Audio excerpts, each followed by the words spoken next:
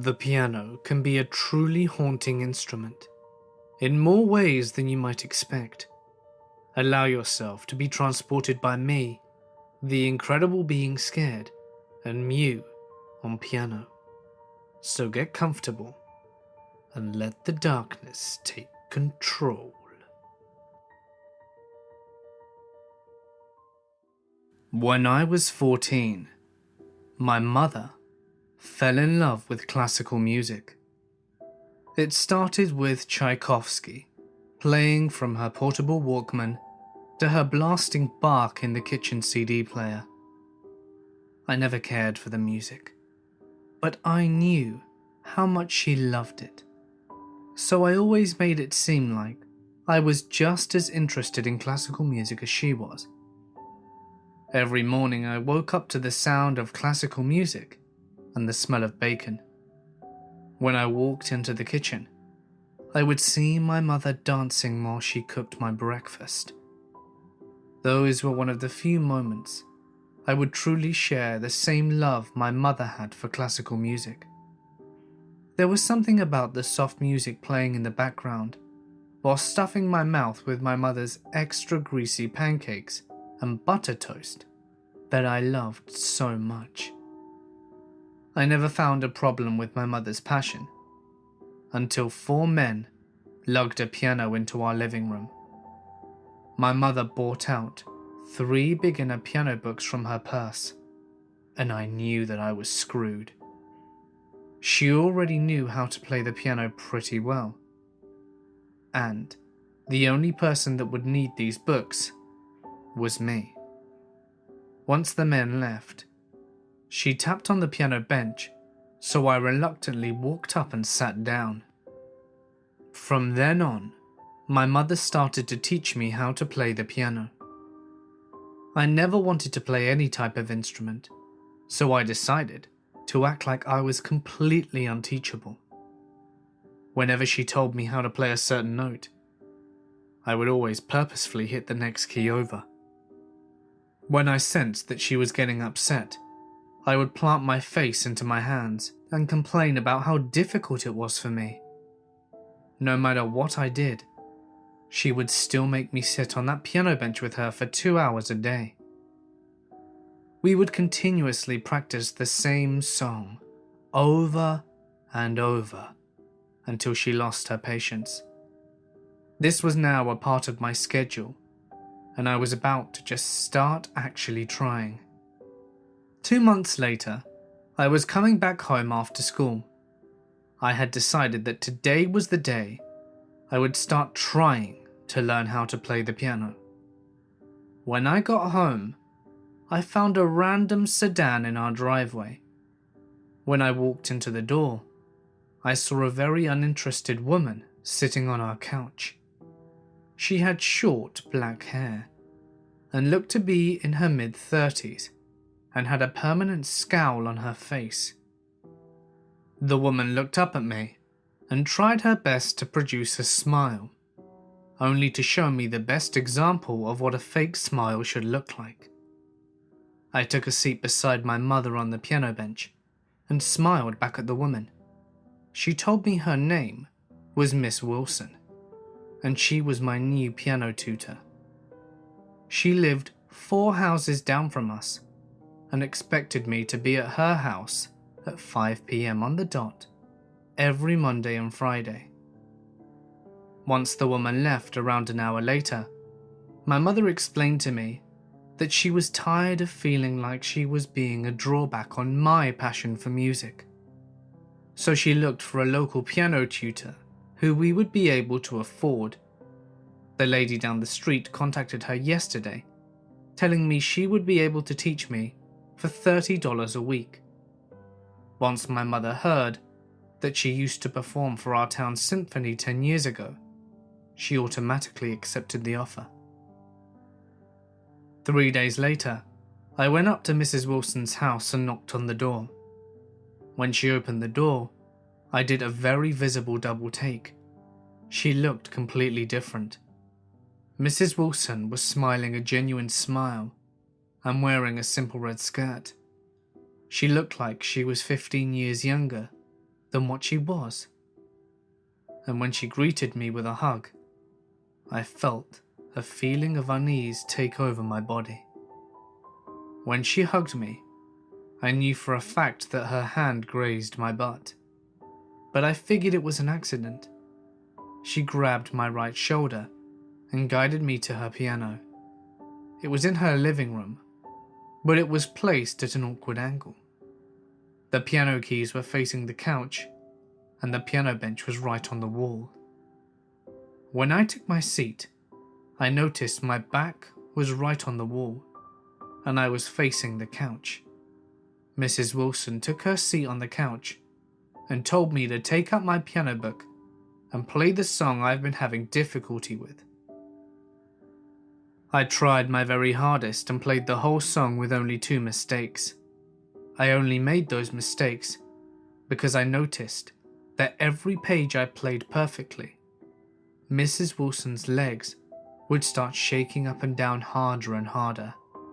But when I made my first mistake, I noticed that she would stop shaking her leg and start staring at me intently. Once I finished the song, she walked up to me and stared down at me. She started to stroke my forehead with her index and middle finger. In the softest voice I've ever heard, she said, "You're a bloody failure." I looked up at her and asked her what she said, but when I blinked, my eyes noticed she was back on her couch giving me a slow clap. She told me I only messed up twice, and that with only a little bit of practice, I could have this song down perfectly. After the lesson, I went back home and told my mother what I thought she said. With a chuckle, my mother told me I was probably hearing her wrong and asked me to play the song we worked on. I played the song without a mistake and saw a huge smile spread across my mother's face. I knew that learning how to play the piano was a great gift for her, so I continued to go to Mrs. Wilson's house twice a week for my lessons.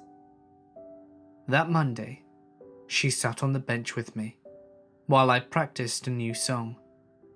Every page I played right, she would stroke my thighs, and with every wrong note, I would feel a sharp pain in my leg. I knew she was pinching me, but I really wanted her to stop rubbing me. After my lesson, I played the new song I learnt for my mother, and she was even happier with the results. I wanted to stop learning how to play the piano from Miss Wilson, so I decided that from now on, after my lessons, I would butcher the songs that my mother asked me to play after each lesson. When the next Monday came, Mrs. Wilson opened the door before I knocked. She was wearing a short black skirt and told me to come in for the lesson. I went inside and took my seat on the bench. She took her seat on the couch and watched me as I played. This time I played the new song without a single mistake. I closed my eyes whilst I played, as I had memorized the song, and only opened them once I'd finished. I heard the sound of Mrs. Wilson's voice saying, "Bravo, excellent, perfection." I looked at her, only to find that she had taken her shirt and bra off to reveal her rib bones poking out of her midsection. Her chest was now a mixture of mashed up flesh and crushed up bones around her slowly beating heart. With every clap, her face started to fall apart more and more. Her nose slid down her chin, and her eyes have started to melt out of the socket. The skin on her cheeks started to peel off, only to reveal rotting flesh underneath. That's when I bolted out the bench and ran out of her door. I didn't stop running until I got to the front door of my house. I used my key to open the door, but the door wouldn't budge. After about 30 seconds of frantically knocking on the door, a man answered the door with a confused look on his face. I screamed at him, "Who the hell are you? Where is my mother?" With a surprised look on his face, the man took out his cell phone and called the police, while going into our laundry room. I caught a couple of sentences, but I couldn't hear everything. Missing kid, 4 years ago. I do not see his mother. He's very confused. I don't know. Maybe around 18 to 20. Today has been 3 days since I ran out of Mrs. Wilson's house. Mrs. Wilson was found dead in her house. They say she'd been dead for the past 2 years. She died of a heart attack, and I have been missing for the past 4 years. My mother disappeared this same day I did. I was found, but my mother is still missing. While everyone was getting drunk and laid, I was at my parents' house suburban home, studying for the MCATs. My parents spent their whole lives working high-paying jobs, and as a result, were able to afford a 3-story mansion and fill it with lavish Art Deco and furniture. Recently, my father decided to even buy a $15,000 grand piano just because it looked cool. I had moved out of state 5 years before and had to stay in this scarcely furnished guest room on the 3rd floor at the end of the hallway. It was 7 p.m. and the sun was beginning to set. My parents were attending the annual Rotary Club auction and soon headed out. I resorted back to my books and continued studying. I just finished reading the chapter about nucleus mitosis and glanced at the digital clock by the bed. It was 9 p.m. and it was pitch black outside and everywhere else in the house. I rolled my chair over to the door and glanced down the hallway. It was too dark to see anything. Realizing I had been studying for the past 6 hours, I decided to call it a night and collapsed on the bed. I was about to fuck the shit out of Megan Fox until I awoke to the sound of a door slam coming from downstairs. I looked at the clock and saw that it was only 10 p.m. My parents are probably home, I thought to myself. I fell asleep again. I was awoken soon after to another sound. This time, however, it was Mozart's Lacrimosa, playing from the grand piano downstairs. Is my dad seriously practicing right now? I thought. I had to admit, though, he was playing very well. I pulled the blanket over my head and tried to fall back asleep, but something was wrong. No one played piano in my family. My dad just bought the piano to piss my mom off. The piano continued to play. I had a sudden urge to go check downstairs and see what's going on, but realizing I was frozen with fear kept me from doing so.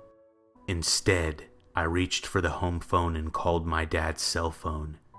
He answered. Hello? Dad? What's up? Where are you guys? We're on the ferry right now. The piano playing came to an abrupt stop. I remained silent. My heart was skipping beats. Ryan? My voice was shaking. Yeah, Dad? Who's on the other line? The piano stool screeched against the marble floor. Dad, there's someone in the house. I heard something heavy sprint up the stairs and down the hallway. I jumped off the bed and slammed the door to my room and pushed my body up against it. My dad's voice was yelling over the phone, demanding me to hang up and call the police. I felt something slam against the door from the outside, and I heard heavy breathing. After about 10 seconds, everything was silent. From the other side of the door, I heard a man's voice calmly say something that sent chills down my neck. My wife was a doctor once. She never had time. She never had time for me. The footsteps slowly walked away from my door, and I heard the front door shut. I was scared stiff and decided not to move from my spot against the door. It felt like hours before my parents and the police showed up. The police fully searched the house and discovered that the downstairs piano door had had its locks removed and were lying outside the door, severely rusted from years of exposure from the elements. The next day, I traded in my medical books and changed my major to civil engineering.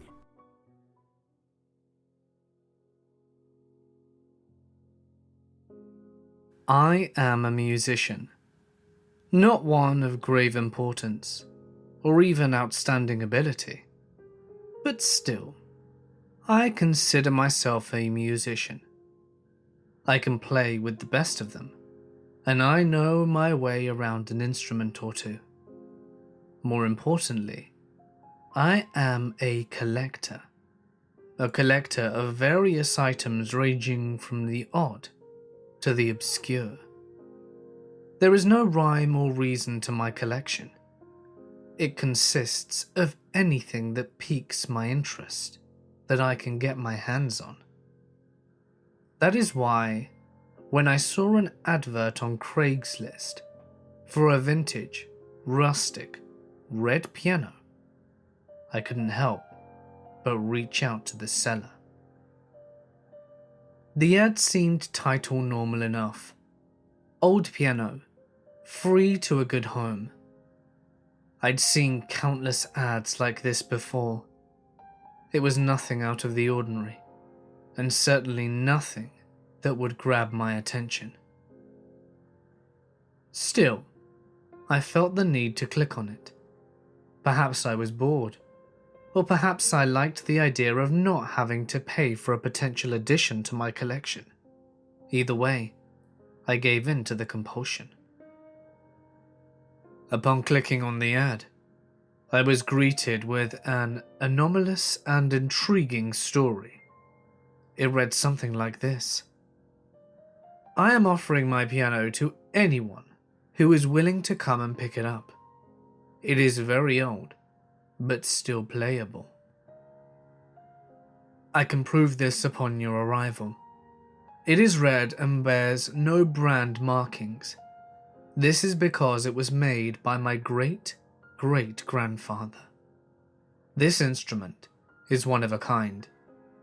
He went out himself and chopped down a redwood tree to provide the wood and build it. It took him many days to finally cut down the tree, and much, much longer to finish making the piano. Nearly his entire life was put into this thing. I, however, have no use for it. It has been passed down in my family many times, and I have no wish to continue the tradition. And the piano is currently taking up too much space in my home. I want it gone as quickly as possible. My name is Margaret, and you can reach me by my phone number listed below. Serious inquiries only. Reading the ad sparked my curiosity. One of a kind? Redwood? How strange and absurd. I had to see this thing, if it was half as remarkable as Margaret's description made it out to be. Then it was a must-have for my ever-growing collection. As such, I decided to give her a call.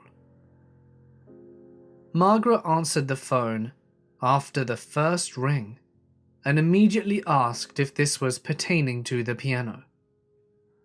Although I found this to be an odd greeting, I assured her that it was indeed why I had called. She seemed rather enthused, and I shared her enthusiasm, happy to know that the piano was still available. We set up a time, the following day, when I could go over and have a look at it. I hung up the phone, excited and bewildered. I had a feeling this piano could very well be the centerpiece of my oddities. My collection spans many eras of history, as well as numerous countries. They range anywhere from the mundane to the wildly strange, but all of them are nothing if not great conversation pieces. Some of my favorites include a genuine voodoo doll from Louisiana, a tooth from a saber-toothed cat, a book of spells written by an alleged witch, and a piece of an antler from the world's largest moose. Being a musician, I also own countless instruments, too many to name. Each time I acquired a new item, my heart would race with excitement, with whatever it was I was receiving becoming the focus of my attention. The piano was no exception, and I could not wait to see it in person. I woke up the following day with no resilience to my alarm. I was more than eager to start my day and head off towards a potential new addition for my collection. I swiftly went about my daily routine in an effort to minimize the time between me and Margaret. She did say that she was an early bird and that I could swing by whenever. With this in mind, I showered, brushed my teeth and got dressed, and ate breakfast at a record pace, making it out the door roughly 25 minutes after waking up. It might sound a bit silly to be this worked up over a material object, but to that, I'd say you must not be a collector. This piano was my mission, and it was one I intended to see through until the end. I found myself at Margaret's house while it was still morning, as she was just 2 towns over from where I lived. It was a quaint village at the end of a dead-end road, surrounded by shrubbery and woods.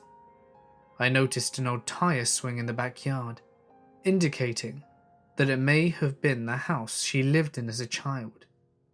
Maybe her parents passed away and left her the house. Maybe the piano reminded her of them, and that was the real reason she was getting rid of it. My speculation was interrupted by a woman who came running out of the cottage to greet me. She signaled for me to come inside and went back in herself. This was no doubt Margaret.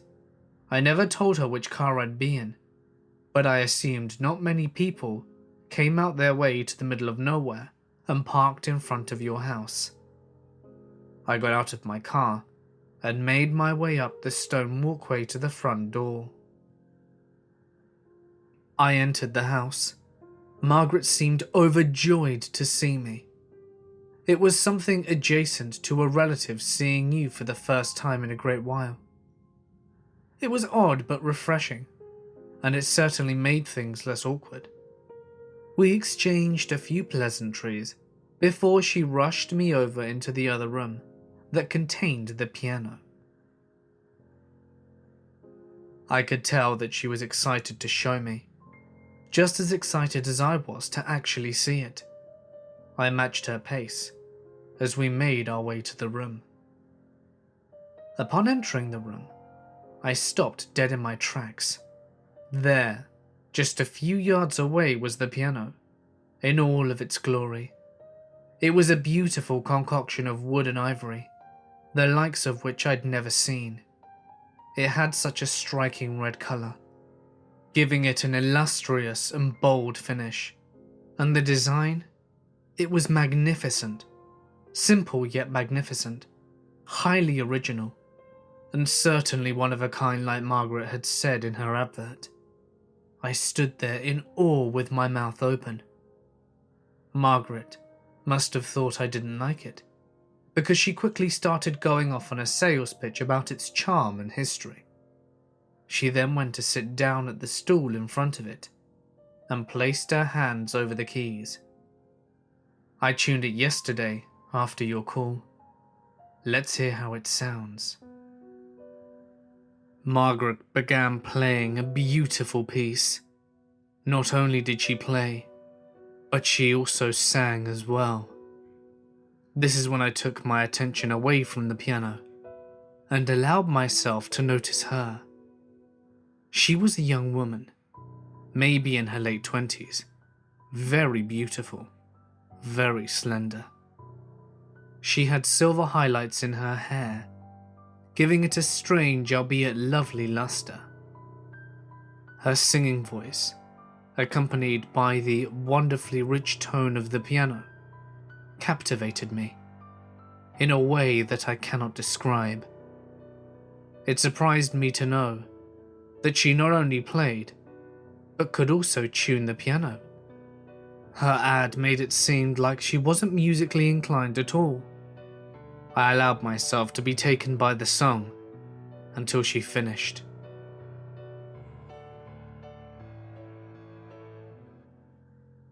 Before I could compliment Margaret on her playing, she quickly began talking, continuing her well-rehearsed sales pitch. I don't know if it was her playing or her voice, but I was sold the minute she touched the keys. Because of this, I interrupted her. "I'll take it." She seemed astounded when I said this. "Really? You will? Wonderful." We were both happy, and everything seemed fine. But one fact kept creeping and crawling in the back of my mind. I wasn't sold on the piano's backstory just yet, so I decided to ask her about it. Keep in mind that Margaret and I live in the Midwest. "So, you've lived in this house your whole life?" I asked, secretly fishing for information. "Oh yes, as did my parents. The house is very old, older than the piano." "And your great-great-grandfather, he lived here as well?" I kept bombarding her with questions. "Yes, he did." "Well, redwoods only grow in California, so your great-great-grandfather traveled all the way there to chop down a tree and make a piano and brought it all the way back here." It was at this point that Margaret realized I'd caught her in a lie. She apologized to me and explained the truth behind the piano. It would seem that her great-great-grandfather actually did go out and chop down a red tree to make this piano, just like she said. But it was not a redwood. It happened to be a tree that was located near where we both lived, deep in a nearby forest. Being an avid historian, Margaret's great-great-grandfather had known about this tree for a while. It was a local legend of sorts, and it had always been his dream to find it. Locals deemed it the blood tree. It was a sacred tree worshipped by the Native American tribe many years ago. Anyone who finds the tree is said to live a long life filled with luck and prosperity. Those who vandalize it, however, will forever live a life of fear and misfortune. Her great-great-grandfather, of course, fell into the latter category. Though she claimed to not believe in the legend, she did point out that he died of a heart attack shortly after finishing the piano. Margaret's story was wild and entertaining. Even so, I believed her. It seemed that her ancestor finally found the tree he'd been searching for and wanted to take a piece of it home as a trophy. A piano was a fitting choice, seeing as this seemed to be a family of musicians. As for the curse, I was not concerned one bit. Perhaps Margaret was scared despite her disbelief, and that's why she wanted to give me the piano. Either way, I'm a skeptic at heart, so it's a win-win situation in my eyes. I gladly accepted the gift, dark past or not. Despite Margaret's lie and the piano being free, I attempted to offer her money. She wouldn't have it. She insisted on me just taking the thing off her hands. That would have been fine, but just taking such a beautiful instrument from someone would not have sat well with me. It wasn't much, but I slipped an envelope containing $100 into her mailbox on the way out, after calling over a friend to help me lift the heavy piano into the bed of my truck. I took off from Margaret's house with my Lou collectible. I made it home with ease, and with the help of that same friend, I positioned the piano in a lovely spot in my living room. I had a new piece for my collection, and I was happy. All was right with the world, or so I thought. For a few days, my life continues as it normally did. My routine remained unchanged. The only difference was the new piece of furniture in my house, the new centerpiece of my lovely collection of strange objects. After a while, I barely noticed it was there. Despite its beauty, it blended in with the rest of my home, much like the other items in my collection. On the third night, after receiving the piano, however, something weird happened. Something most certainly out of the ordinary. I had just laid down to sleep and placed myself in a comfortable position on my bed. As soon as my eyes were shut, I started drifting into a light sleep. I had been exhausted from a long day at work. To my dismay, a loud bang coming from downstairs jolted me awake. I jumped up out of my bed and took a moment to process the sound. I realized quickly that it sounded like the piano's floorboard slamming shut over the keys. That could easily happen on its own, had I left it open. But I hadn't played the piano even once since I procured it. How could the floorboard slam shut if it was never opened to begin with? I raced downstairs in an effort to satisfy my curiosity and put my mind at ease. What I found did neither. Upon walking over to the piano, I noticed that the floorboard was up. Not only did it not slam shut over the keys, but it somehow opened on its own? No way. There was no way that was even possible. I discarded the nonsense that was swimming around in my overtly tired mind and chalked up the sound being that of one of my neighbours. I also must have opened the floorboard when moving the piano and never closed it. That was the only other explanation. I closed the floorboard over the keys and went back upstairs to bed. I ended up sleeping for the rest of the night. The next day was pretty normal for me. I woke up early, took a shower, brushed my teeth and ate breakfast, and I went to work and dealt with the stress that came along with it, just as I always did. The piano was the furthest thing from my mind, and it wasn't until I got home that day that it made its way back in.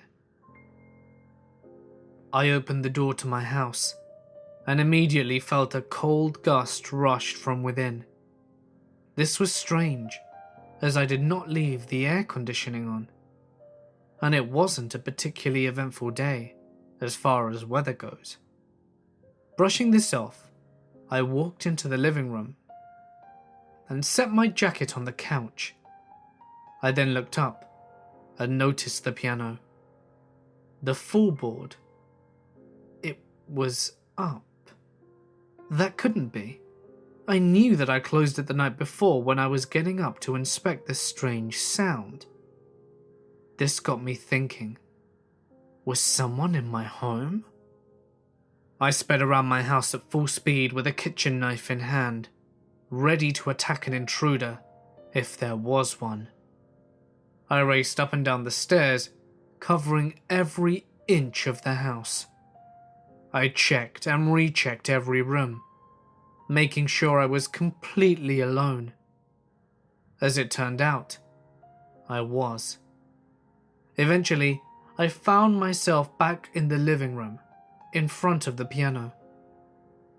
I looked at it once more and noticed that the floorboard was down. Was I going mad? No. I was just experiencing the side effects of a long day at work. Nothing more. I must have just thought the floorboard was up when I came home. That's it. At least that's what I told myself, to keep from dwelling on the situation.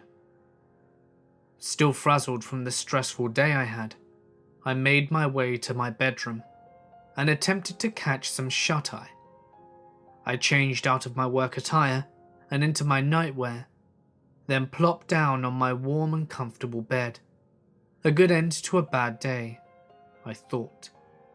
As luck would have it, I wouldn't be getting any sleep just yet. Quickly after shutting my eyes, I heard another sound coming from downstairs. This time, it wasn't a loud bang. No, not at all. This time, it was music. Not just any music either. It was the piano. How could this be? Was someone really in my house this time? Or could it be the piano was playing itself? Neither option sat well with me. With nothing but adrenaline to guide me, I ran downstairs at full speed to catch the culprit of these late-night antics. Upon doing so, the music stopped, and I watched the floorboard actually slammed itself shut over the keys. My heart sank, and I stood in a place at the bottom of the stairs, completely and utterly in shock. After a few more moments of being a statue, I raced back upstairs to my room and locked the door behind me. In a nervous slur of movement, I ran over to my bed and leapt on it, unable to comprehend what I'd witnessed. I sat there contemplating. All the while, a vile mix of fear and confusion brewed in the pit of my stomach. What the hell was going on?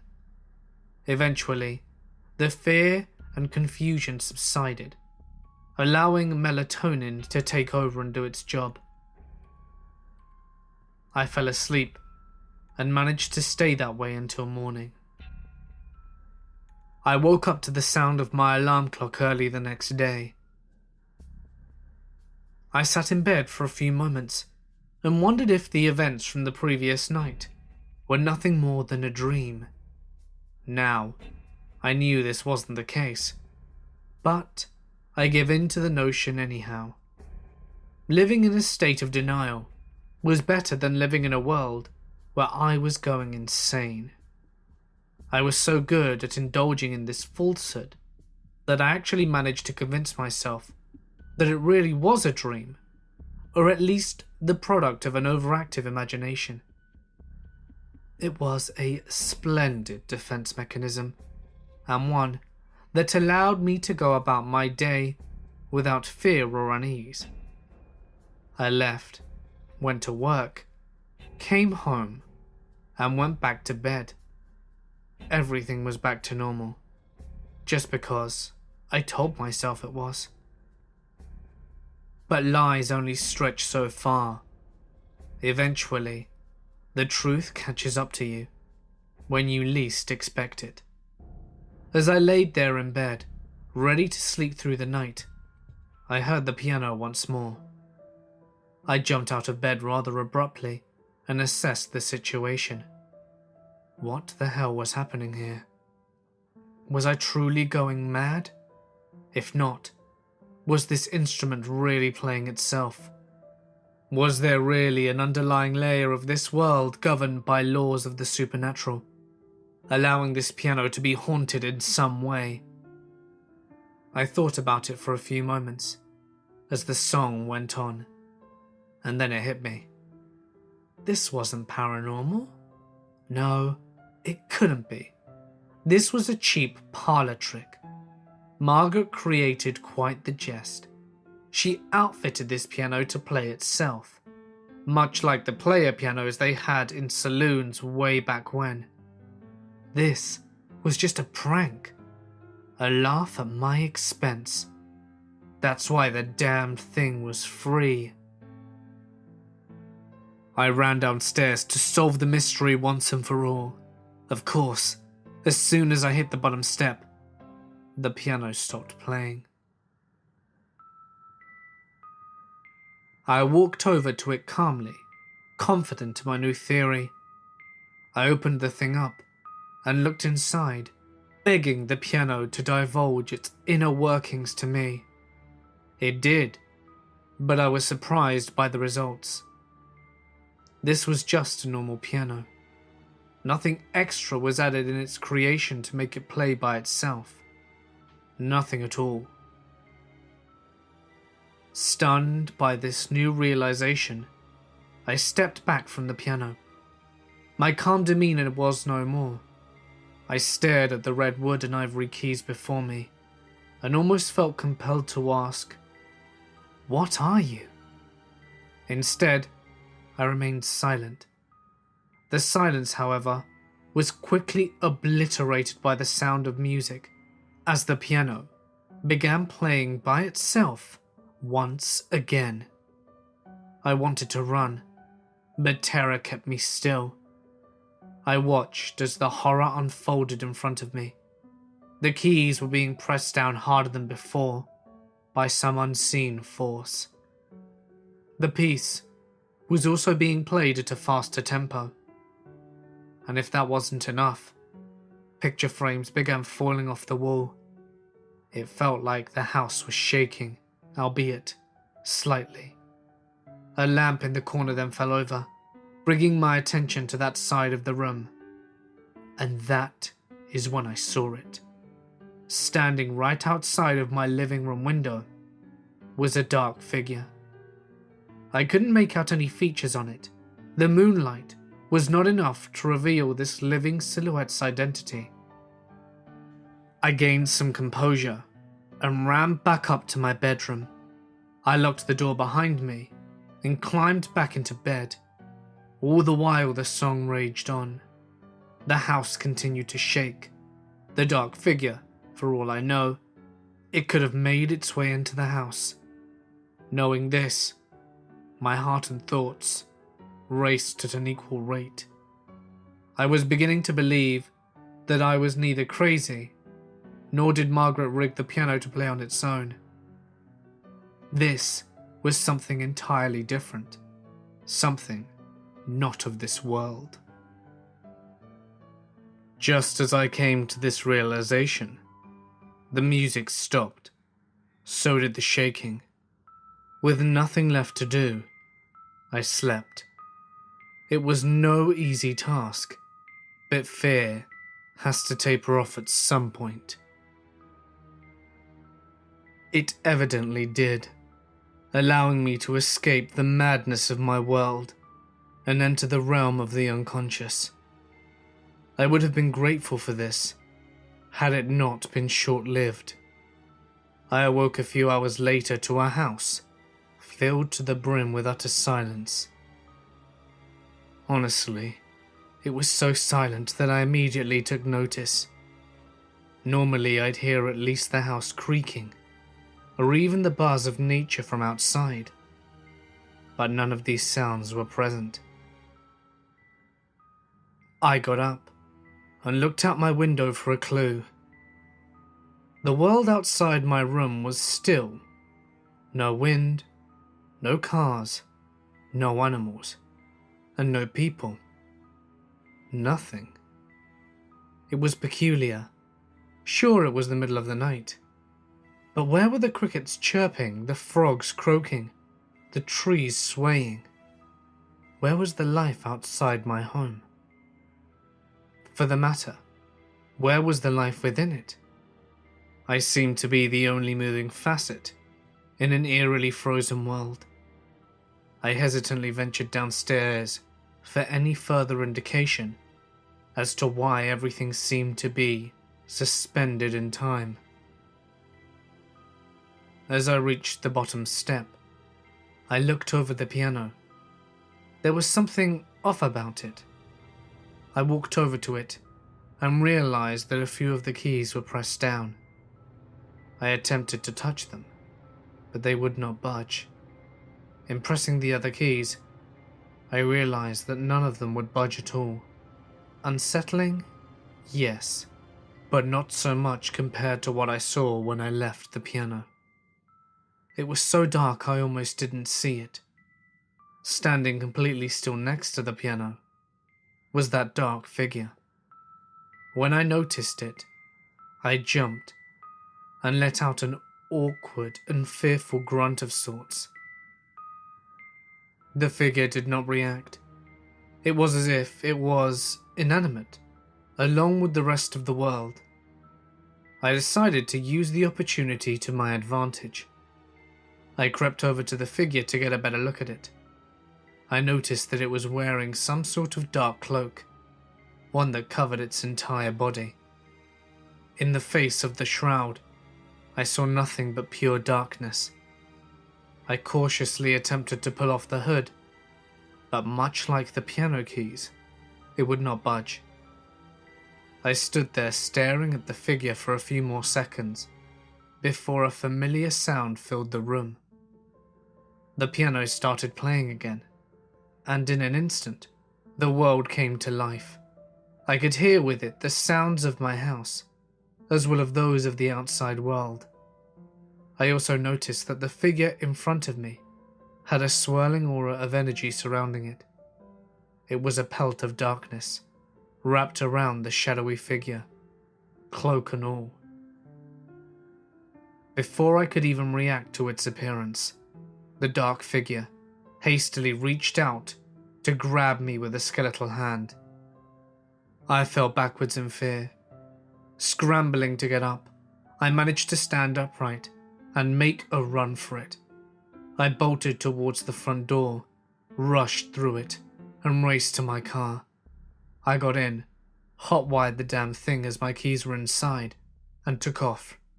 And from that point I was able to calm down. I had escaped, but at what cost? In a much less frightened state. I began to think more logically. Was I going to abandon my house and all of my belongings because of this spirit? Was I going to quit my job and leave town? No, of course not. Just the idea of this was preposterous. Running away was not an option. Driving in circles around my neighborhood, I weighed my options. I could go back and try to destroy the piano. No, bad idea. That could make the spirit angry. It might attach itself to me in the process, if it hasn't already. I could tough it out one more night, until I come up with a better course of action. Nope, I didn't like that idea either. And that's when a solid plan came to mind. One I'm surprised I hadn't thought of earlier. I peeled out of my neighborhood, in a fury, and sped to my next destination. I was going to go back to the cellar. Surely she knew what was going on. Perhaps she could even help. At the very least, I could give her a piece of my mind for selling me a possessed piano. Either way, I would feel better. The drive was a blur. My mind was in such dire straits that I drove on autopilot the whole way there. In seemingly no time at all, I found myself smack dab in front of Margaret's house, desperate and troubled. I knew it was late, but I didn't care. I had nowhere else to go. I couldn't call the cops or tell a friend. No one would believe me. Even if they did, what could they do to help? Out of luck and out of options, I walked up the stone path to Margaret's door. Just as I was about to walk up to her door and knock, something happened. My march was impeded. The dark figure from my house appeared directly in front of me, keeping me from reaching Margaret's door. I backed up a bit, confused and frightened, but the figure did not follow. I ran back to my car to make a getaway, but the figure remained at Margaret's door. Perplexed, I walked back up the stone path. In reaching the figure once again, I examined it. It was still just as it was in my house before springing to life. Keep in mind I treaded lightly. I reached around the figure slowly to knock on the door, but I was stopped. The figure came to life again and grabbed my arm with its skeletal hand. I tried to run, but it had such a grip on me that I could not move. Not only this, but I could feel its presence anchoring me to the ground. I can't explain it, but even without its hand, this thing had its hooks in me. I cowered before the figure, and it leaned over me, almost as if to say, "Leave this place." It then vanished into thin air, right before my eyes. I gained some composure, ran into my car, and quickly left Margaret's house. I spent the whole ride home thinking about what had happened. It would seem as though the piano would not let me return to Margaret's house. I was its owner, and that is the way it would stay until I gifted it to someone else. The only issue with this theory is that I could not do that to someone, even a complete stranger. The problem was mine to deal with, and mine alone. I would have to discover a different method to ease my woes. I arrived home shortly thereafter, and reluctantly opened the front door to my house. Everything appeared normal for the moment. I took advantage of this, and headed back up to my room. I locked the door behind me, not that it would help, and threw myself into a mess of blankets and pillows that was my bed. And the song started up again. I continued to lie down, sick of the repetition. I felt the house shake, but I remained unmoved. It wasn't until a bang at my bedroom door that I started fearing for my life again. It started off quiet, but soon grew louder. I jumped out of bed and started pushing my dresser towards the door. A blockade was the only solution I could come up with, and after placing the dresser in front of the door, I rushed back to bed.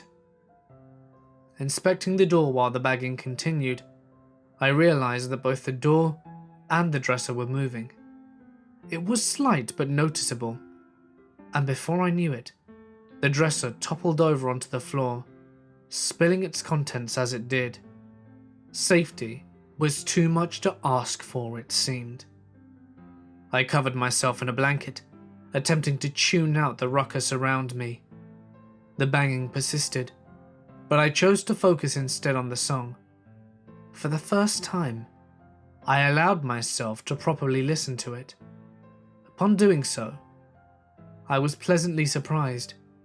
It was beautiful. Dark and sullen, but beautiful. The clash of ivory keys coupled with the storming melody soothed me. It soothed me to the point that I could no longer hear the banging at my door or feel the shaking of my house. It's almost weird to say, but I was at peace. Relax. I drifted away with the song, seamlessly entering a state of sleep. While in the musical slumber, I dreamt. The dream world I found myself in was different from that of my usual dreamscapes. It was intensely vivid and ambient. Words like surreal and otherworldly just don't cut it. The awareness I had is also difficult to explicate. Lucidity is too small a concept. This feeling required more explanation than that. I was completely aware of my surroundings, in the sense that I could feel everything about it. I know that doesn't make much sense, but it's the only description I have to offer. Relying on sight to truly understand where I was, I became aware of the fact that I was in a forest. It was very dense, but I could make out a clearing up ahead. Instead of walking to it, I felt myself floating towards. Knowing it was a dream, I neither questioned nor tried to fight it. I found that fighting narratives in dreams usually led to an early awakening, and I did not want to wake up to find the dark figure looming over my bed or anything like that.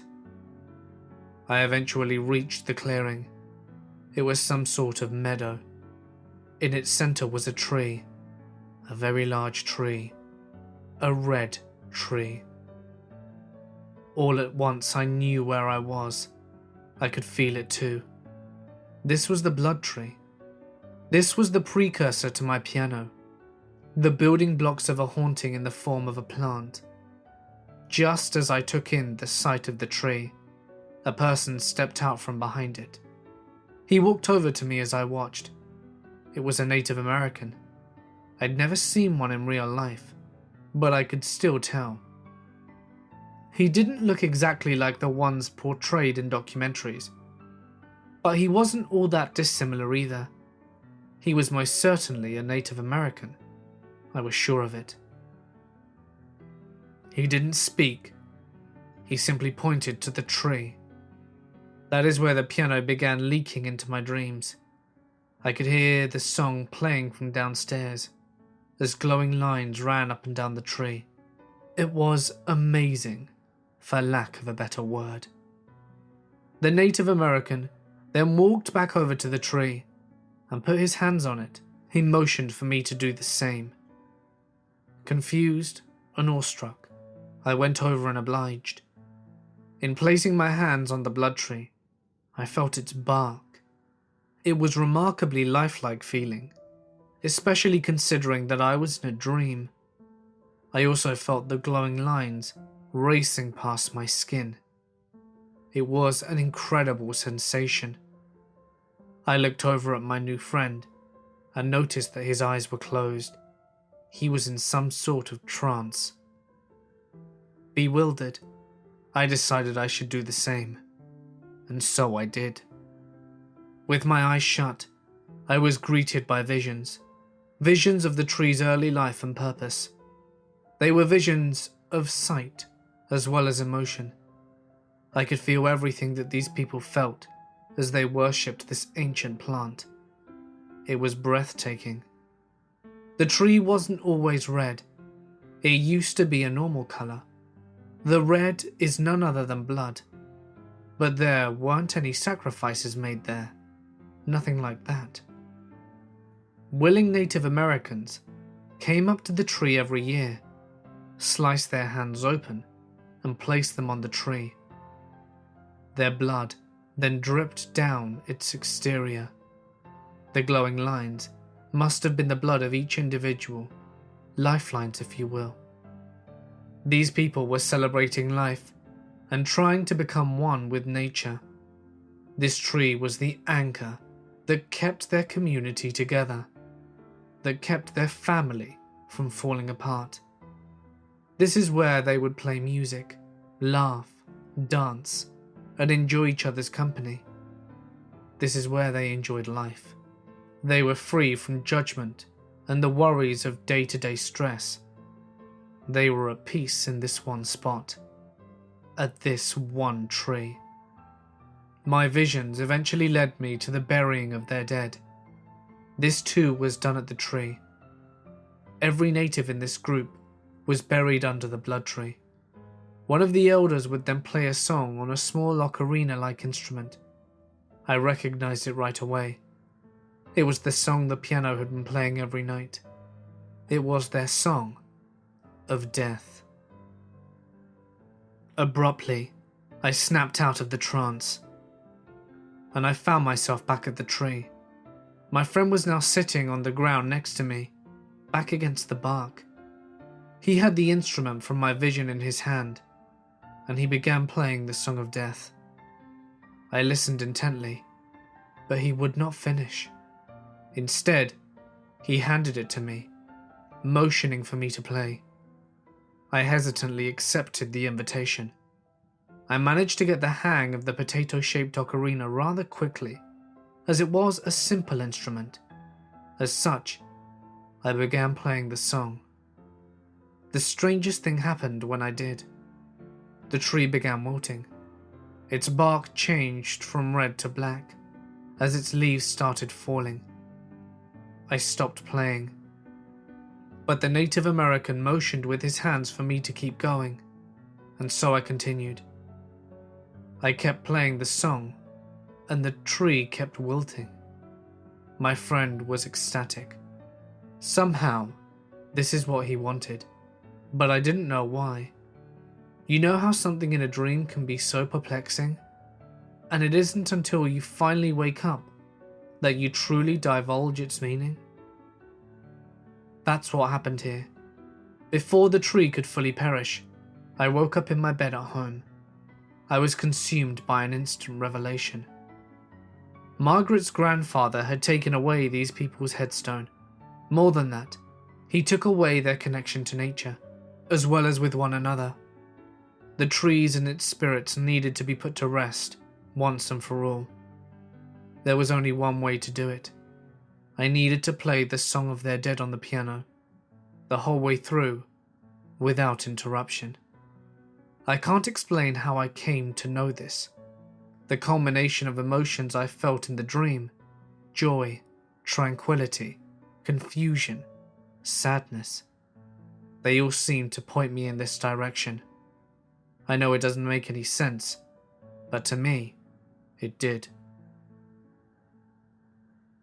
I got out of bed shortly after coming to this realization and walked over to my bedroom door. There was no banging, no song, nothing. The world seemed to be frozen again. A perfect opportunity to venture downstairs to the piano. I opened the door and walked at normal pace to my destination, so as not to disrupt anything or break the illusion, so to speak. I calmly made my way to the piano and sat down. I placed my hands on the keys and began playing. I knew the song by heart now, having heard it so many times. Not only that, but the piano itself seemed to be guiding my hands across the keys. As I played, the world around me ceased to remain still. The house began shaking violently, knocking frames and furniture all over the place. Still, I continued. Out of the corner of my eye, I noticed the dark figure standing outside of my window. This made me a bit uneasy, but I couldn't stop for anything. I kept playing. I knew not the outcome of this nightly adventure, but I knew that I had an obligation to preserve, if not for the tree or its ghosts, then for myself. I needed this nightmare to end. The dark figure kept disappearing and reappearing at odd locations in the room. Sometimes I'd see it right next to me. Other times I could feel it breathing down my neck. I paid it no attention, despite my fear. I wouldn't let it ruin my chance at putting this haunting to rest. Not when I'd come so far. Just as the shadowy figure appeared sitting next to me at the piano, and just as I felt the house stop shaking, I hit the final note of the song.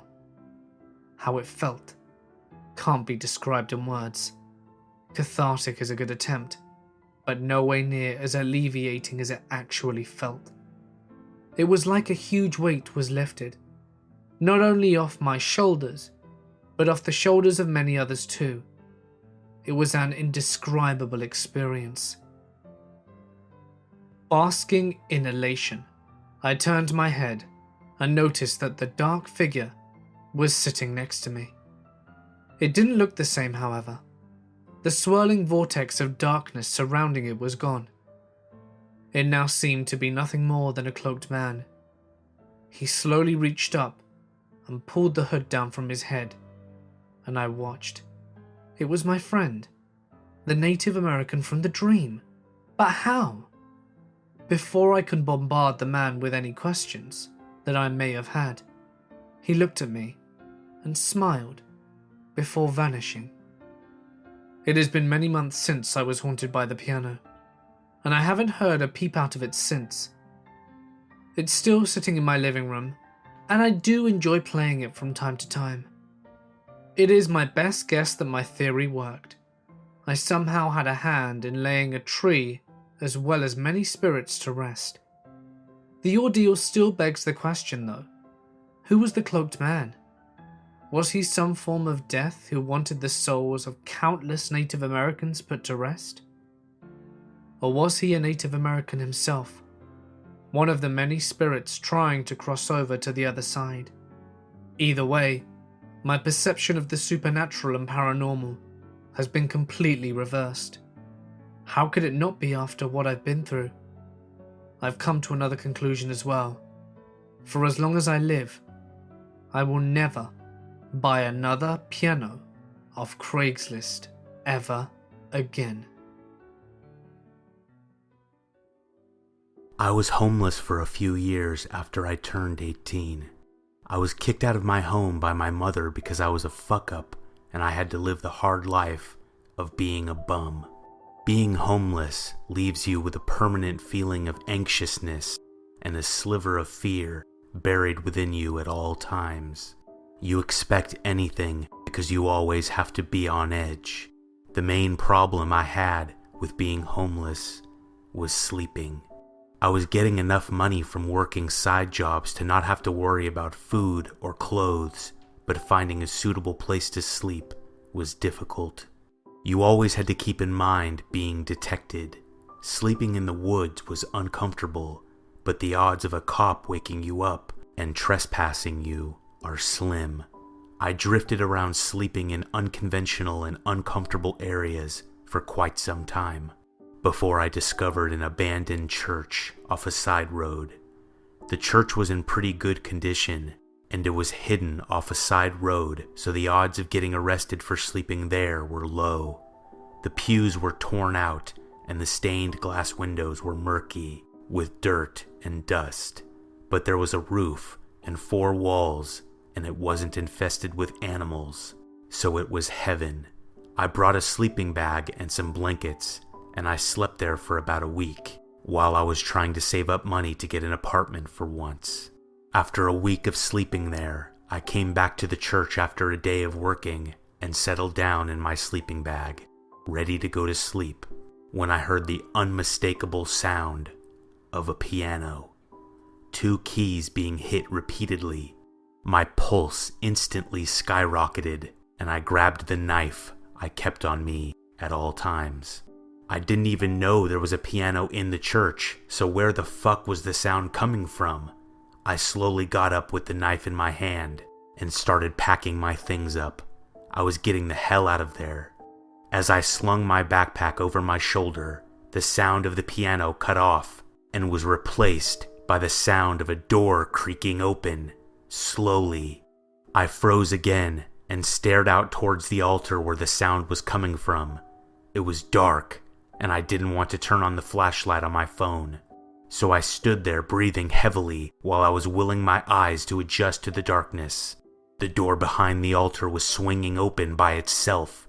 I tried opening it when I first discovered the church, but it was locked, and I didn't want to break it down. The door was swinging open, and beyond the door was an even pitcher black than the one I was currently experiencing. I remember I audibly whispered, "Fuck," and I turned towards the main doors, content on getting out before I saw any more. As I turned, I heard the sound of the door swinging open be replaced by the sound of it slamming open violently, and suddenly, a plank of wood fell from the rafters in the ceiling and clattered loudly onto the floor, feet away from me. A groan like a mixture of a machine grinding to a halt and a man in pain emitted from the door behind me that slammed open and sent literal chills up my spine. I slammed my way out of the church and started running up the road. I looked behind me to see the front doors slowly shut by themselves. I never returned. My story may not be the most interesting story you've ever heard. It doesn't end in me seeing a ghost or an alien or anything of that nature, but it is real, and I think that's scarier than anything I could imagine. Hey guys, it's Mort here, and thank you so much for listening. I hope you enjoyed this 60k special of mine. I've always loved playing the piano and listening to it, much like the mother in the first story. I'd just like to take a moment to give my profound thanks to not only my good friend being scared for his incredible narration as always, but to the musicians in the horror community, producing amazing, royalty-free works for us narrators to use in our video. I know this isn't all of them, but in my videos personally, I featured the works of Mew, Coag Music, and Kevin MacLeod, all incredible creators in their own right. Today, please help support those whose work is rarely ever talked about. Go check out their channels and their music, as they really deserve your support and have a very vast and extensive range of quality music.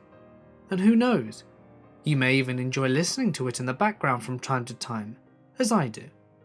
Links can be found in the description and on screen now. Thanks for everything, guys.